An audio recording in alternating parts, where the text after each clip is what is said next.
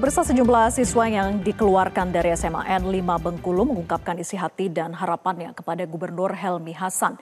Mereka meminta agar tetap bisa bersekolah di SMAN 5 Bengkulu. Kami diusir dari kelas, ditindas oleh guru, disuruh pindah oleh guru. Dan itu semua atas kepala sekolah. Kami diusir ke perpus. Kami dari perpus kami diusir, kami belajar di kantin. Apakah wajar anak-anak seumur kami belajar di kantin? Nggak wajar, Pak. Kami tuh cuma mau satu, kami ingin sekolah di SMA 5, kami ingin belajar. Apakah kami nggak boleh belajar? Apakah kami haram banget buat belajar? Jadi mohon Pak Gubernur keluarin statement seadil-adilnya buat kami. Kami ini tidak adil diginiin, Pak. Kami ini butuh hak kami belajar di SMA Negeri 5. Kami di sini ingin mohon bantuan dari Pak Gubernur Pak Helmi Hasan untuk segera membantu kami, karena jujur Pak, kami sudah tidak kuat didiskriminasi oleh pihak sekolah sepanjang-panjangnya lagi. Pemirsa, sebanyak 72 siswa SMA Negeri 5 Bengkulu mendadak diberhentikan dari sekolah setelah belajar selama 1 bulan penuh.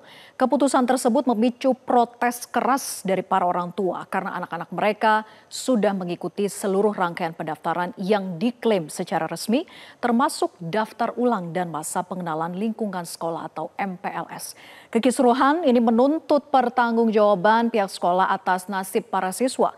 Kita akan bahas selengkapnya dalam segmen At Large Metro siang berikut ini. Kita ke data pertama, pemirsa. Di mana pada tanggal 19 Agustus 2025, 72 siswa baru yaitu kelas 10 di SMAN 5 Bengkulu ini dikeluarkan. Keputusan itu disampaikan oleh pihak sekolah kepada 72 siswa ini. Sementara siswa ini sudah bersekolah atau menjalani proses belajar mengajar kurang lebih selama 1 bulan penuh sejak awal tahun ajaran baru. Alasan dari pihak sekolah yang disampaikan adalah karena ke-72 siswa ini tidak terdaftar dalam Dapodik. Pertanyaannya, Dapodik itu apa? Kita ke grafis berikutnya. Dapodik atau data pokok pendidikan ini merupakan sistem informasi data utama pendidikan di Indonesia yang berisi data berupa satuan pendidikan, kemudian peserta didik, pendidik, dan juga tenaga kependidikan serta substansi pendidikan. Jadi seluruh data peserta didik itu dimasukkan dalam sebuah data nasional yang bisa diakses oleh seluruh Indonesia.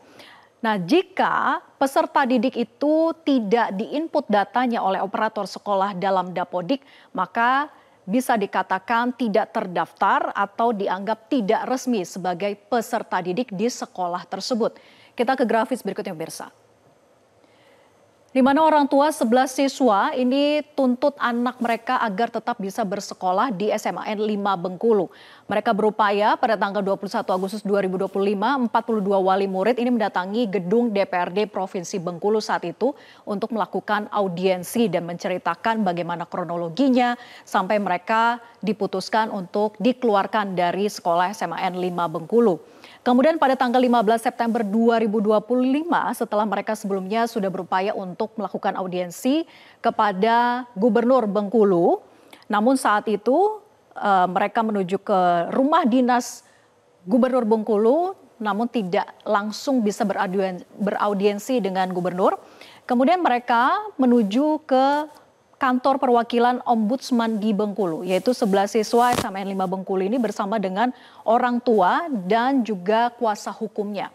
Menceritakan seperti apa permasalahan mereka dan menuntut agar mereka tetap bisa bersekolah di SMAN 5 Bengkulu.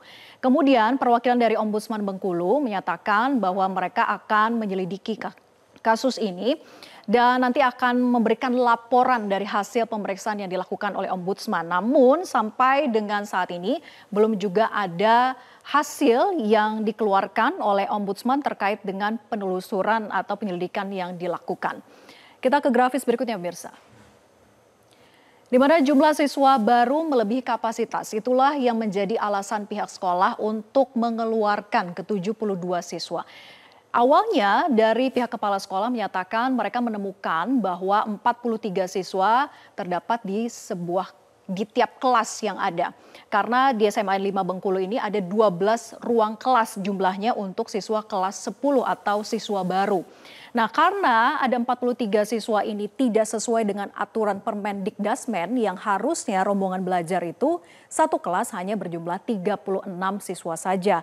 Berdasarkan aturan itulah, aturan dari Permendikdasmen yang dikatakan oleh kepala sekolah, maka mereka mengeluarkan ke 72 siswa yang dianggap tidak sesuai dengan aturan dan setelah dicek tidak masuk dalam Dapodik. Dan kita ke grafis berikutnya pemirsa.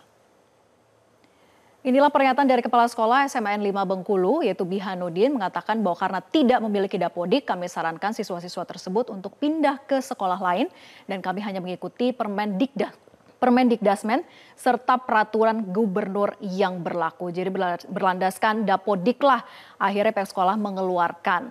Nah, padahal para siswa kita ketahui sudah menjalani proses belajar mengajar selama 1 bulan penuh dan siapa yang harusnya bertanggung jawab pemirsa, tentu saat ini kita menantikan bagaimana penyelesaian dari kasus ini baik itu dari inisiasi yang sudah dilakukan oleh Dinas Pendidikan Provinsi Bengkulu kemudian juga melibatkan DPRD setempat dan khususnya juga adalah Gubernur Bengkulu yang bisa menyelesaikan persoalan ini. Dan bersama usai jeda kami akan berbincang langsung bersama dengan adik-adik dari siswa maupun siswi dari SMAN 5 Bengkulu. Namun usai jeda tetaplah bersama kami di Metro Siang.